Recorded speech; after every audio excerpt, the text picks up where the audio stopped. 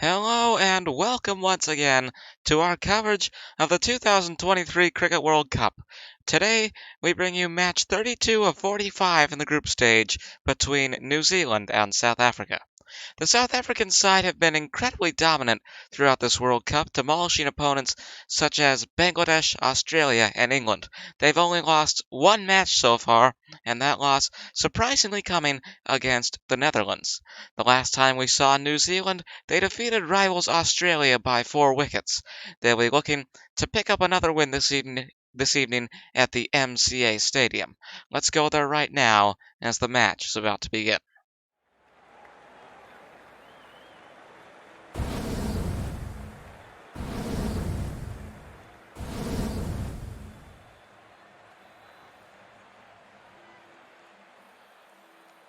Set to go between New Zealand and South Africa as Cricket World Cup action continues. It is match number 32 of the 2023 tournament, and we go to the coin toss. South Africa calling tails, and the result is heads. New Zealand winning the toss, they will get the choice. Their choice is to bat. So it'll be Young and Blundell, the opening partnership for New Zealand. Ngidi, the opening bowler for South Africa. Oh, good catch by the keeper there. Prevented from going too far, but it's still wide. First delivery of the match invalid.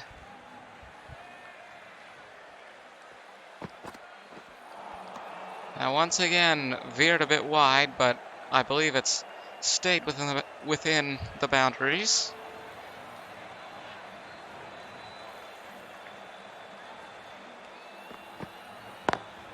Once again, going to offside. Still connects for the first time. Sends it by silly mid-off. This is not LBW. A very lackluster first over as we come to the halfway point, which is good for South Africa because they want to keep the score down, and now that's a catch. He's gone. Young dismissed in the first over. And a discussion between the partners. It looks like there will be no review. Quentin de Kock makes the catch for South Africa, and Will Young goes for a duck. New Zealand 1 for 1 as Henry Nicholls comes in. 2 deliveries remaining in the first over. Very good start here for South Africa, but this is not going to benefit them. It's been sent deep to third man and back to the keeper. 2 runs there for New Zealand, and finally starting to get some scoring in. Breakthrough out of this rut, as this is going to be sent to the boundary. New Zealand 1 for 7 at the end of the first over here against South Africa.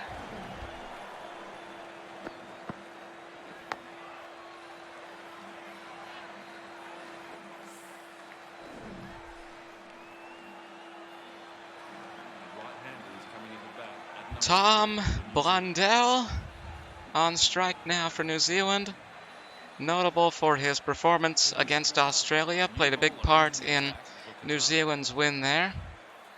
Kagiso Rabada, the next bowler for South Africa. Projected total at the current run rate for New Zealand is 35 runs. 43 at 9, 51 at a run rate of 11.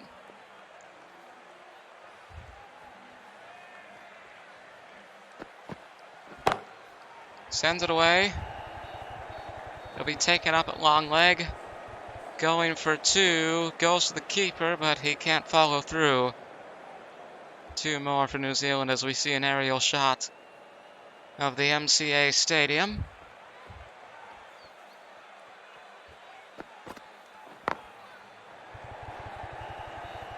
Once again to long leg.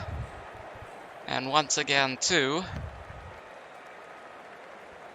Blundell with a good start so far.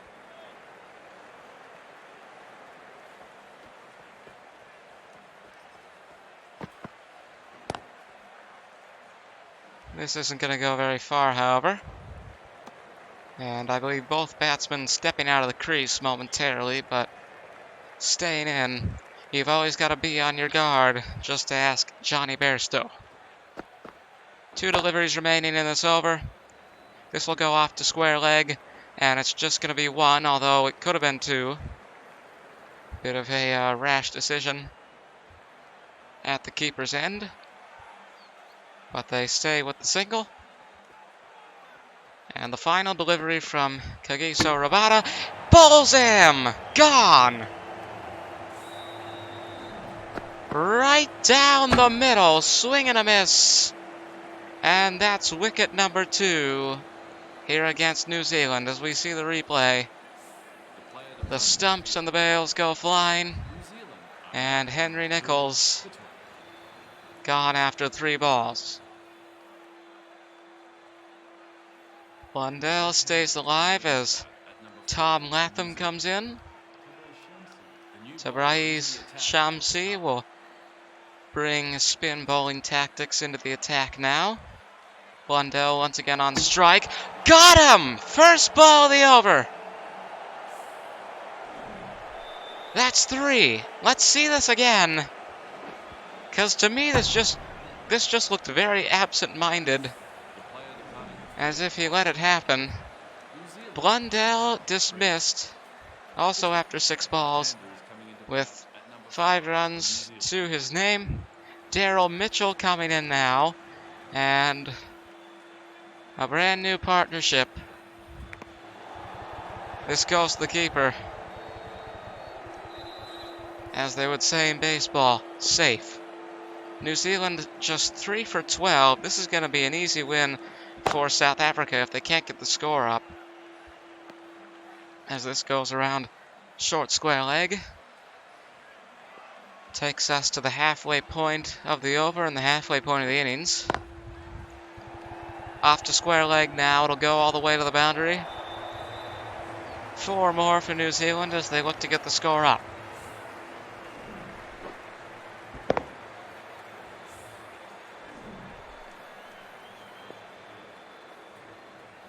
Next ball for Mitchell here. Caught! He's gone! And that is wicket number 4. And number 2 for the spin bowler Shamsi.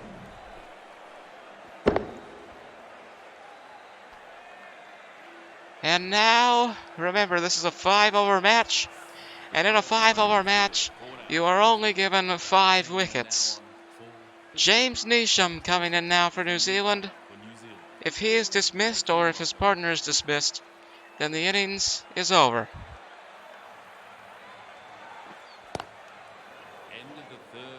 Safe.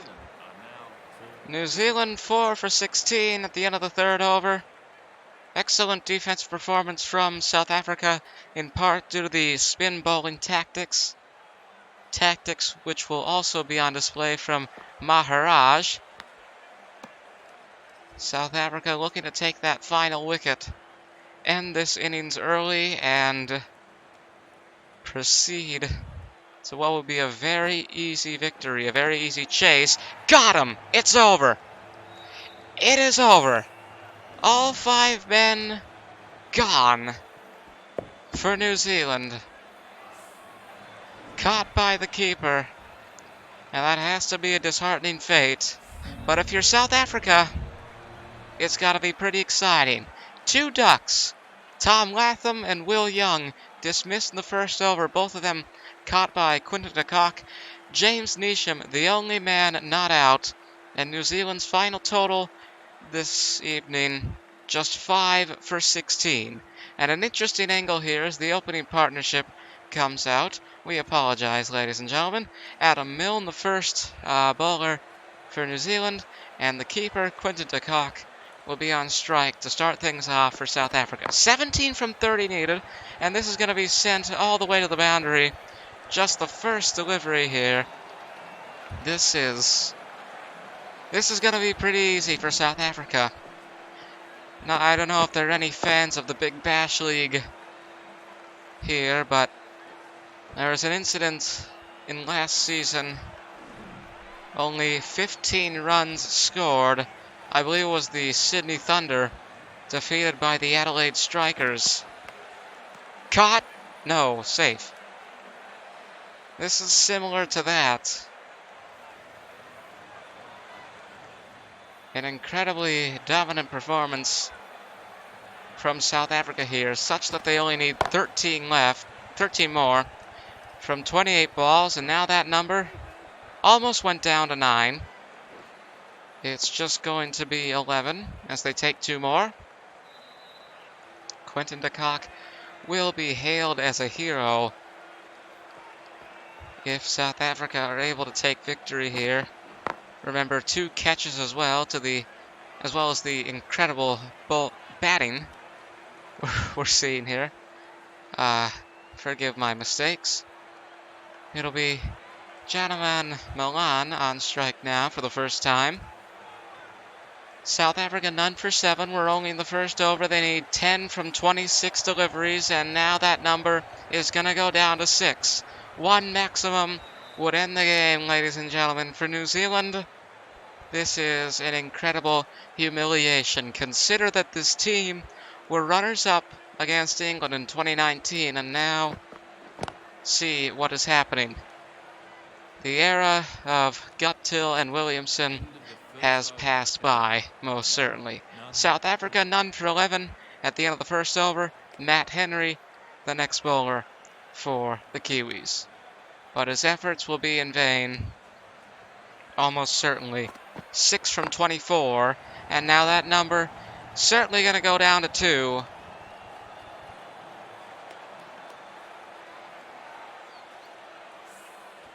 So we arrive at the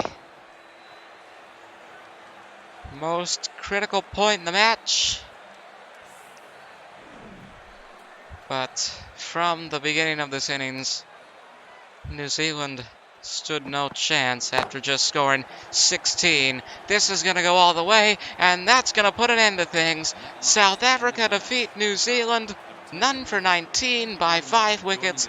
An easy win here at the MCA Stadium over the Kiwis. We'll go back to the studio as match number 32 of the World Cup comes to its conclusion.